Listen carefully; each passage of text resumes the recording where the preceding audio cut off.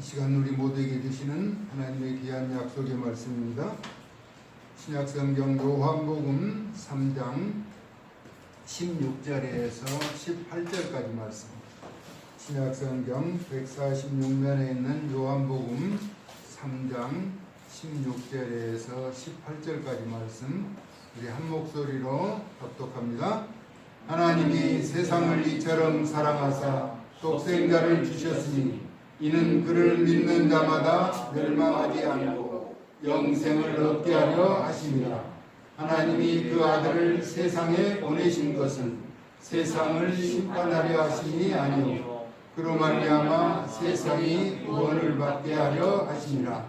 그를 믿는 자는 심판을 받지 아니하는 것이요 믿지 아니하는 자는 하나님의 독생자의 이름을 믿지 아니하므로 벌써 심판을 받은 것이라. 아멘.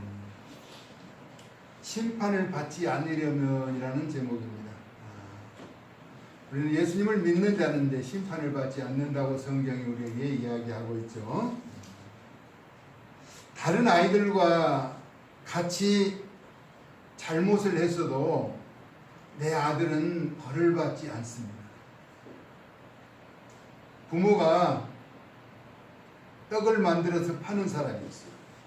근데 내일 떡을 팔려고 만들어 놓은 그 광줄에 있는 떡을 아들 친구들이 와서 같이 먹어 치웠어요. 그러면은 같이 떡을 먹은 사람들은 처벌을 받을까요? 안 받을까요? 아들은 처벌을 받지 않더나 나머지 사람들은 처벌을 받게 됩니다. 어머니의 것, 아버지의 것을 내가 먹고 가져갔어도 처벌을 받지 않는 것은 아들과 어머니와 딸과 아버지와의 관계이기 때문이라는 것입니다. 이는 아들이라는 자격이 특혜를 받게 되는 것이죠. 그렇다고 부모님 모르게 다 훔쳐가는 것은 온당하지 않는 것이죠. 그러면은 아들이고 딸이고 부모를 해야 하면은 아무런 상관이 없느냐? 우리 헌법상에도 존속이라고 하는 것, 상해를 하거나 살해하는 자는 마땅히 처벌을 받는 것이죠. 어떤 필요에 의해서 아버지 것을 어머니 것을 잠시 먹고 훔치는 것은 세상의 법도 죄로 치부하지 않는다라고 하는 것이죠. 그래서 심판을 받지 않으려면 아들이어야 하고 딸이어야 하고 자녀여야 한다는 것입니다. 하나님의 아들이면서 딸이고 자녀들이 될 수 있기를 예수님의 이름으로 축복합니다. 아멘. 또 유업을 이을 자가 되어야 한다는 것입니다. 세 번째는 구주로 예수님을 믿어야 한다는 것입니다. 아멘. 아들과 상속자와 믿는 자는 심판을 받지 않고 상속과 합당한 일에 상급을 받게 되는 것이죠. 아들에 관하여서 성경이 이렇게 말합니다. 로마서 8장 14절에서 15절은 이렇게 말합니다. 무릇 하나님의 영으로 인도함은 받은 사람은 곧 하나님의 아들이라. 하나님의 영으로 인도함을 받은 사람은 하나님의 아들이라는 것입니다. 그러므로 너희는 다시 무서워하는 종의 영을 받지 아니하고 양자의 영을 받았으므로 우리가 아빠 아버지라고 부르짖느니라 라고 말합니다. 거룩하신 성령으로 인도함을 받은 사람은 하나님의 아들이 된다라고 하는 것이죠. 그러면서 성령이 친히 우리와 우리의 영과 더불어 우리가 하나님의 자녀인 것을 증언하시나니, 성령이 우리로 하여금 하나님의 자녀인 것을 증언한다라고 하는 것이죠.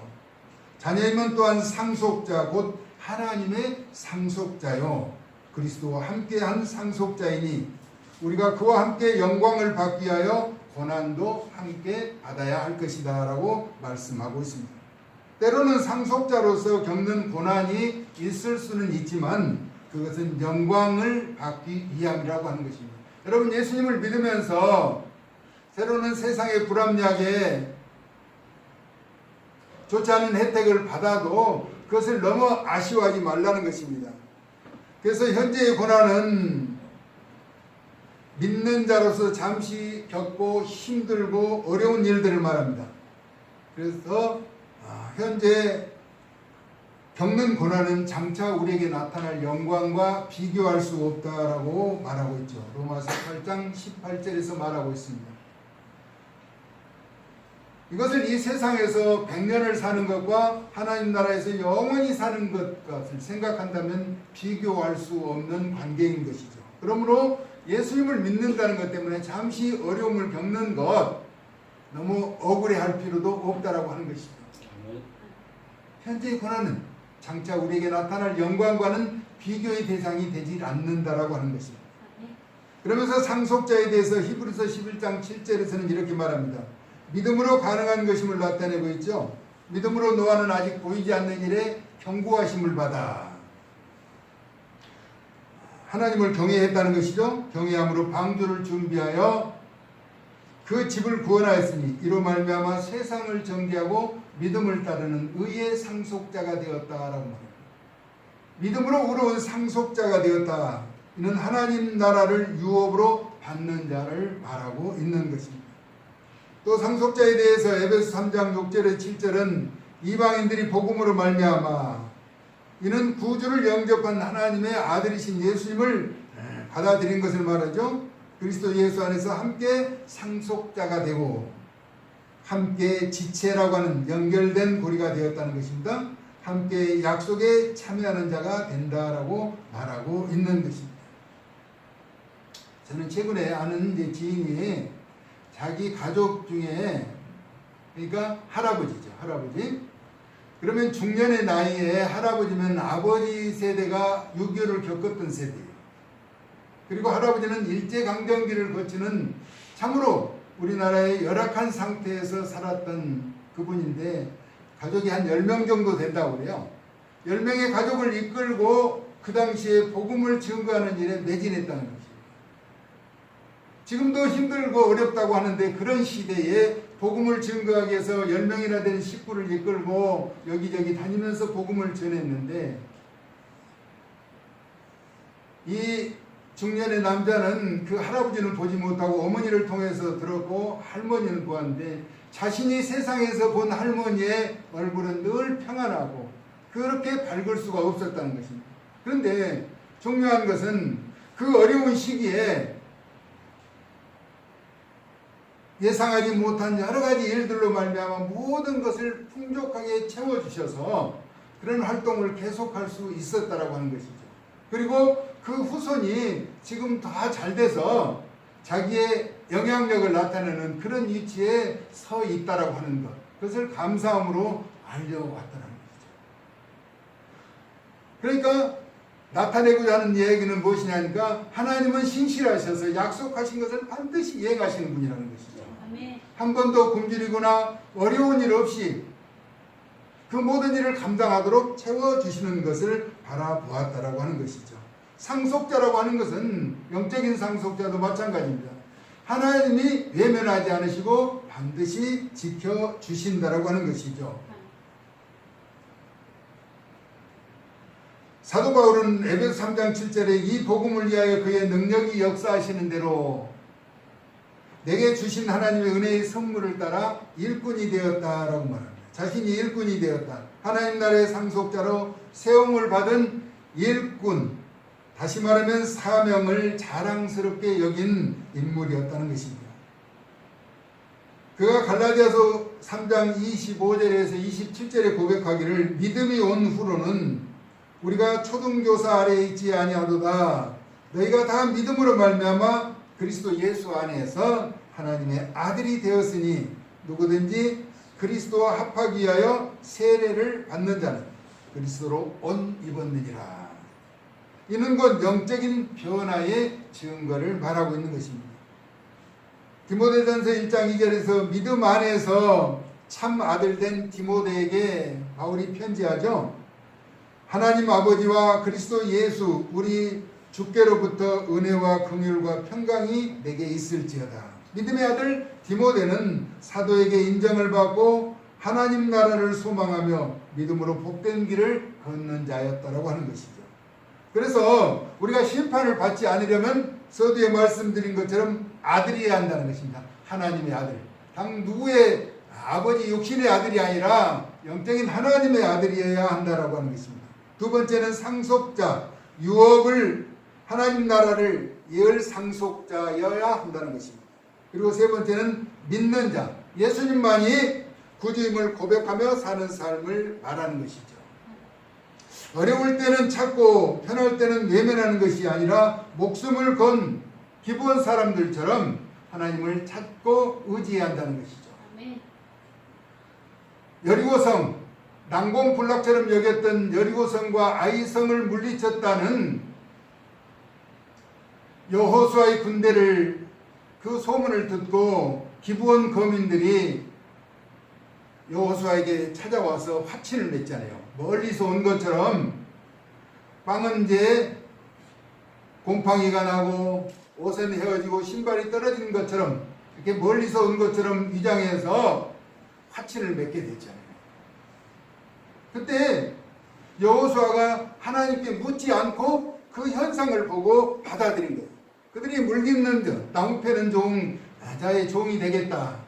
이스라엘 백성들의 종이 되겠다고 이렇게 했는데, 그때 가나안에 정착해 있던 이제 예루살렘과 헤브론 왕과 야르못과 라기스와 에글론 왕 5왕이 지금 이제 연합해서 기브온 거민을 치러 온다는 거예요. 이때 기브온 거민은 그 민족에게 되는 배신자였죠. 목숨을 부지하기 위해서 왔는데 지금 자신을 치러 온다고 했을 때 그들에게 굴종하면서 자신을 살려달라고 요구할 수 있으나 그렇지 않은 여호수아에게 다시 자신을 부탁해서 자신을 도와줄 것을 이야기하죠.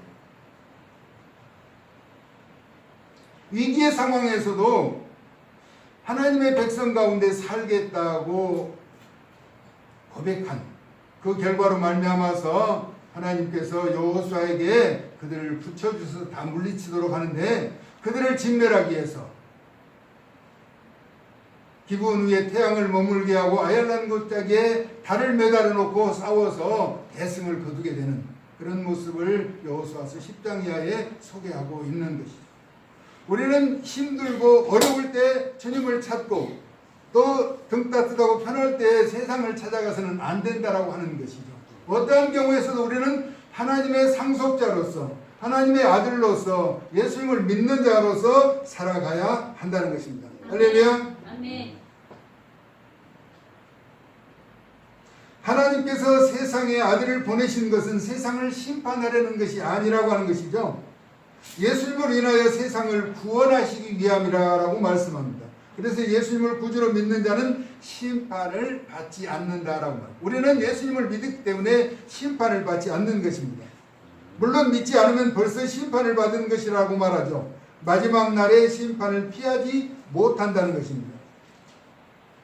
요한복음 12장 46절에 48절은 이렇게 말합니다. 나는 빛으로 세상에 왔나니 물은 나를 믿는 자로 어둠에 거하지 않게 하려 합니다. 동시에 사람이 내 말을 듣고 지키지 아니할지라도 내가 그를 심판하지 아니하노라 라고 말씀합니다.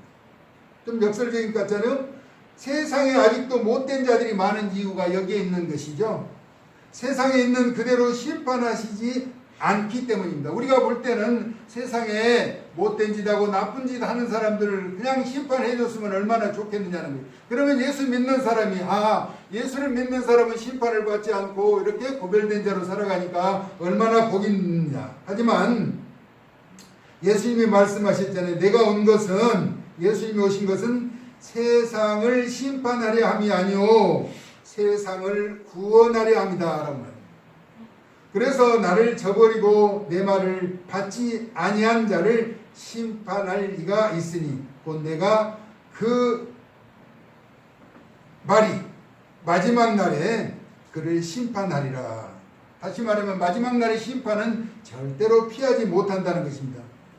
우리 생각에 착하지 못한 악인들이 분명히 많이 존재하고 있다는 것입니다. 그러나 세상을 심판하는 그 일은 절대 우리 몫이 아니라고 하는 것이죠.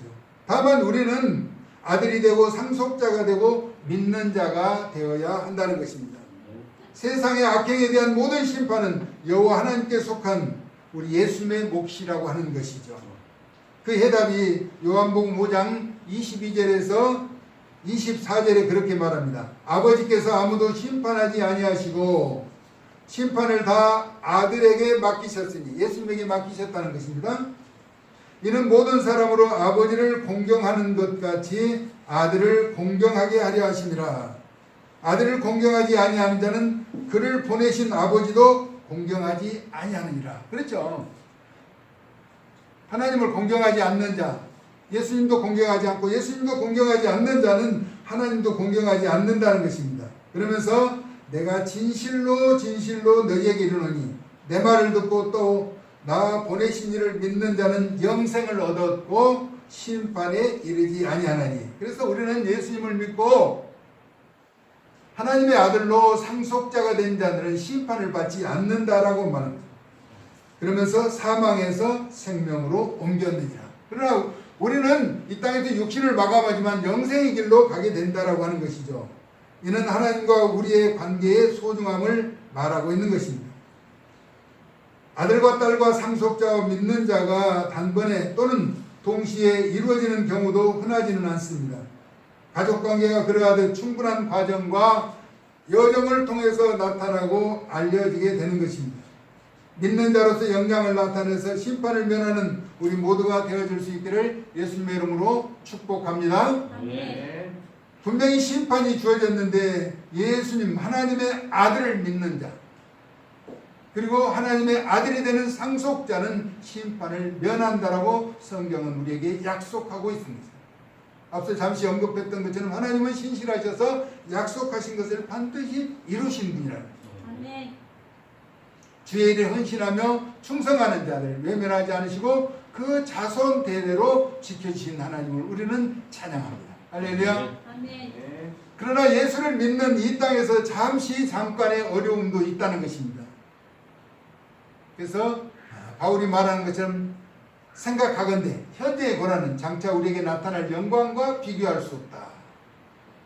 바울이라고 하는 사람은 이 땅에서 많은 시련과 역경을 겪으면서도 복음에 앞장서서 그 나라를 위해서 매우 헌신했던 인물이죠. 만약 이 생이 주어진 삶이 끝이라면 그렇게 헌신적으로 충성하며 매맞고 고통받고 어려움을 겪으면서 복음을 증거할 이유가 없었을 거라는 것입니다. 우리는 이 땅에서 잠시 예수님을 믿는다는 이유 때문에 어려움을 겪을 수도 있는 것이죠. 그러나 그것은 우리에게 상급이 주어진다라고 성경은 말씀하고 있죠. 그러므로 우리는 우리에게 주어진 현실에서 최선을 다하면서 하나님의 아들로서 하나님 나라를 이어받을 상속자로서 예수님을 구주로 믿는 믿음의 존귀한 자들 끝까지 승리하여 심판을 받지 않고 영광의 의로운 도구들로 쓰임받는 하나님의 자녀들 되어줄 수 있기를 사랑 많으신 예수님의 거룩하신 이름으로 축복합니다. 아멘. 하나님 귀한 약속의 말씀 우리가 알지만은 듣고 있지만은 깨닫지 못하고 삶에 실천하지 못하는 저희들을 자녀 삼아 주시고 믿음의 존귀한 길을 걸어갈 수 있도록 은총을 베풀어 주셨사오니 하나님 나라를 유업으로 받을 상속자로 하나님의 아들로 예수님을 믿는 자로 구별된 삶을 살아갈 수 있도록 은혜 더하여 주시옵소서. 아멘. 세상은 악행을 행하는 자들이 때로는 많아서 하나님이 왜 저들을 외면하고 계실까라는 생각을 가질 때도 있었습니다. 그러나 마지막 날에 심판을 피할 수 없다. 아니 심판을 벌써 받은 것이라고 말씀하시며 하나님의 주권을 인정하며 우리에게 주어진 역량에만 최선을 다하며 또한 그들에게도 복음의 기쁜 소식을 증거하는 일에 앞장설 수 있도록 은혜를 더하여 주시옵소서. 그래서 길이요 진리요 생명이 되신 예수 그리스도와 함께 영원한 영생의 나라를 소유하는 자들이 많아지도록 은총을 베풀어 주시기를 원하옵고 예수 그리스도의 거룩하신 이름으로 기도 올리옵나이다. 아멘.